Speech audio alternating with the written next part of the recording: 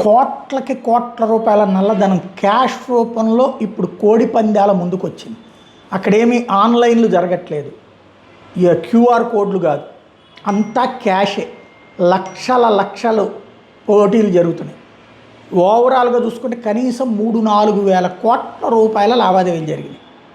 ఎక్కడి నుంచి వస్తున్నాయి ఈ క్యాష్ అంతా? నల్లధనం ఎక్కడి నుంచి వస్తుంది? మద్యం నుంచి వస్తుందా? ఇసుక నుంచి వస్తుందా? జిఎస్టీ ఉండగా కూడా జిఎస్టీ ఎగవేతలు జరుగుతున్నాయా? వ్యాపారులువా? పారిశ్రామికవేత్తలువా? ఎక్కడివి? ఎవ్వరికీ తెలియదు.